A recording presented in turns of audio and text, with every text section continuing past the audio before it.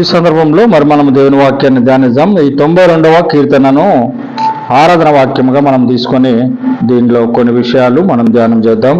ప్రియమైనటువంటి దేవుని బిడ్డలారా, దేవుని సంగమా, ఈ సందర్భంలో మరి ఇక్కడ దేవుని వాక్యంలో చూసినట్టు కనుకైతే యెహోవాను స్తుతించుట మంచిది. మనం ఎక్కడ ఏ కీర్తన భాగం చూసినా కానీ కూడా దావీదు గారు సెలవిచ్చేది ఏంటంటే దేవుని స్తుతించడం మంచిది, దేవుని స్తుతించడం మంచిది అని మాత్రమే సెలవిస్తూ ఉంటున్నాడు. చిన్న ప్రార్థన. స్తోత్రాలు తండ్రి, మహోన్నతుడా, కృపా కనికరములు కలిగిన రూపదేవ, నీకు వేళైన స్తుతి స్తోత్రాలు చెల్లిస్తున్నాం నాయన. మరొక మారు నీ పాదాల దగ్గరకు వస్తున్నాం తండ్రి, నీకు వందనాలు. ఈ ప్రత్యేకమైనటువంటి శుభదినములో, నీ జన్మదినములో తండ్రి మరి నిన్ను ఇంకనూ ఆరాధించి నీ నామాన్ని గొప్ప చేయాలి కనుక తండ్రి మిమ్మల్ని ఆరాధించడానికి మరి మేము నేర్చుకుంటూ ఉన్నాం. మాకు సరైన విధంగా నేర్పించండి.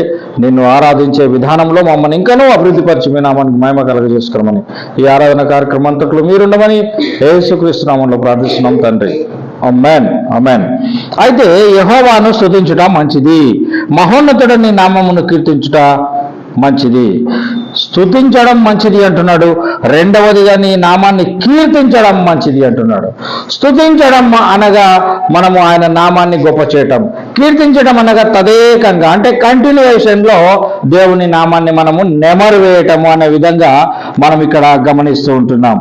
అంత మాత్రమే కాకుండా ఇంకొక మాట ఏమంటాడు, ఉదయం నీ కృప ప్రతి రాత్రి నీ విశ్వాసతను 10 తంతుల స్వరమండలంతో గంభీర ధ్వనిగల సితారతో ప్రచురించుట మంచిది. ఇక్కడ ఈ భాగంలో చూసినప్పుడు, ఈ వచనంలో చూసినప్పుడు ఆయన ఏమంటాడంటే అనేకమైనటువంటి ఇన్స్ట్రుమెంట్స్, రకరకాలైనటువంటి ఇన్స్ట్రుమెంట్స్ తోటి నేను స్తుతించాలి. అట్లా నేను స్తుతించడం నాకు చాలా మంచిది అంటున్నాడు ఆయన. నేను గతంలో కూడా జ్ఞాపకం చేశాను కదా, ఒక ఆయన భాస్కర్ అంటే ఆయన విశ్వానికి చెందినటువంటి ఆయన గుడెతను అందుడు, అతని దగ్గర 50 ఇన్స్ట్రుమెంట్స్ ఉన్నాయంట దేవుని స్తుతించడానికి. ఏది మార్కెట్లో కొత్తగా వస్తే దాన్ని కొనేసుకుంటాడంట. ఆయన ఏమంటాడంటే దేవుణ్ణి స్తుతించడానికి ఏన్ని వచ్చినా కానీ కూడా నేను తీసుకుంటాను, వాటితోటి దేవుణ్ణి స్తుతిస్తాను అంటున్నాడు. అలాగున మనము ఏది లేకపోయినా కానీ కూడా కనీసం మనం గొంతెత్తి దేవుని స్తుతించాలి, గొంతెత్తి ఆయనను ఆరాధించాలి, మనము గొంతెత్తి ఆయన నామాన్ని గొప్ప చేయాలి అనే మాట ఇక్కడ మరి ఈ యొక్క కీర్తన గ్రంథంలో జ్ఞాపకం చేయబడుతూ ఉంటున్నది. ఎందుకనగా యెహోవా నీ కార్యం చేత నీవు నన్ను సంతోషపరచుచున్నావు, నీ చేతుల పనులను బట్టి నేను ఉత్సహించుచున్నాను, నీ కార్యములు ఎంత దొడ్డవి. ఆయన కార్యాలు చాలా గొప్పవి. మనం దాని యొక్క ఆయన కార్యాలు ఎంత గొప్పవి అనగా ఆయన ప్రేమను మనము కొలవలేము. ఆయన ప్రేమ పొడవు, వెడల్పు, లోతులు ఎంతో దీర్ఘముగా ఉంటున్నాయి కనుక ఆ ప్రేమను కొలవలేము. అలాగే ఇక్కడ ఆయన కార్యము అంటే నీ కార్యము చేత నీవు నన్ను సంతోషపరుచుతున్నావు. దట్ మీన్స్ ప్రేమ అంటే ఆ ప్రేమతోటే ఆయన పని చేస్తున్నాడు కనుక ఆ పని, ఆ కార్యము ఎంత పెద్దదంటే మన పట్ల ఆయన నిన్ను ఎంతగా ప్రేమించాడు అని మనం అడిగితే ఒకే మాట సెలవిస్తాం. సిలువలో ఆయన చేతులు చాపి నిలువెళ్ళే ఎర్రటి ఎండలో సిలువ మీద ఉన్నట్టుగా చూస్తున్నాం. చేతులు చాపడంలో ఎంతగా ప్రేమిస్తావు ప్రభువా అంటే ఇంతగా ప్రేమిస్తాను అన్నట్టుగా మనకు అక్కడ సిలువలో దృశ్యం కనబడుతూ ఉంటున్నది. ప్రియమైనటువంటి దేవుని బిడ్డలారా, నీ చేతుల పనులను బట్టి నేను ఉత్సహించుచున్నాను. యెహోవా నీ కార్యములు ఎంత దొడ్డవి, నీ ఆలోచనలు అతి గంభీరములు. ఆయన ఆలోచన విధానం కూడా చాలా గొప్పగా ఉంటుంది.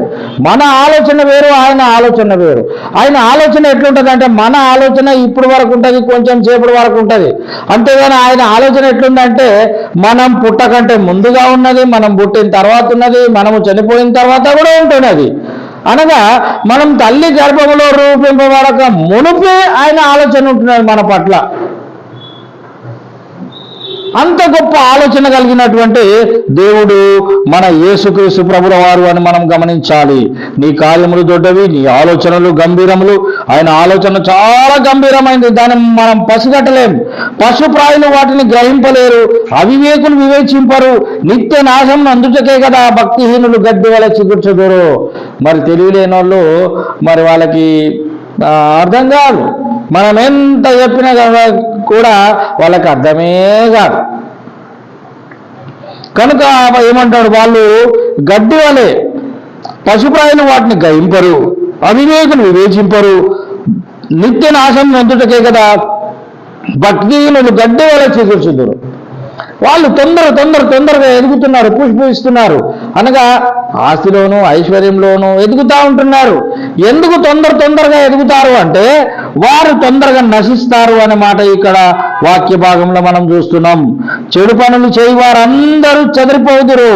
గురుపోతు కొమ్మ వల్ల నీవు నా కొమ్ము పైకెత్తితివి, కొత్త తైలముతో నేను అంటబడితిని. దేవునికి స్తోత్రం. ప్రియమైనటువంటి దేవుని బిడ్డలారా, దేవుని వాక్యంలో సెలవు ఇవ్వబడుతున్నది ఏంటిదంటే కొత్త తైలముతో మన శిరస్సు అంటుతున్నాడు అంటున్నాడు.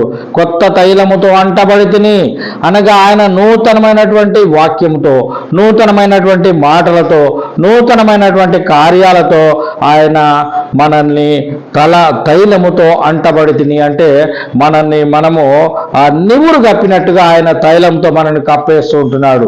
తైలముతో అనగా ఆయన మహిమతో, ఆయన గ్లోరిఫికేషన్తో, ఆయన మహిమ ఆశ్చర్య కార్యములతో మనల్ని కప్పుతూ ఉంటున్నాడు. మనకొచ్చే సమస్యలు ఈ లోక సమస్యలైనా మనల్ని దాటిపోతాయి, లేదా ఆత్మీయ సంబంధమైనటువంటి ఏవైనా కానీ కూడా మనల్ని దాటిపోతాయి. కనుక మన మీద వాటి ప్రభావము ఉండదు. అది గురుపోతు కొమ్ము వలె మన కొమ్ము పైకెత్తుతీవి అంటే నా నామాన్ని గొప్ప చేస్తీవి అని, నన్ను శక్తిమంతునిగా చేసినావు, నన్ను బలవంతునిగా చేసినావు, నన్ను బుద్ధిమంతునిగా చేసినావు, నన్ను తెలివిపరుడుగా చేసినావు అనేటటువంటి మాటలు అంతరార్థంగా మనం దీంట్లోంచి తీసుకోవచ్చు.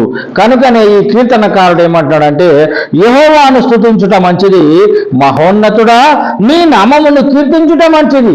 స్తుతించడం, పాడడం, ఆయన నామాన్ని గొప్ప చేయడం, కీర్తించడం అనగా కంటిన్యూయేషన్గా ఆయనను మనం కీర్తిస్తూ ఉంటున్నాం, ఆరాధిస్తూ ఉంటున్నాం. కనుక ఈ ప్రత్యేకమైనటువంటి శుభదినంలో ఈ క్రిస్మస్ సందర్భంగా కూడా మనం ఆయనను ఆరాధించగలవారమై ఉంటున్నాం. అలాగే కొంత సమయాన్ని మనం ఆరాధనలో గడుపుదాం.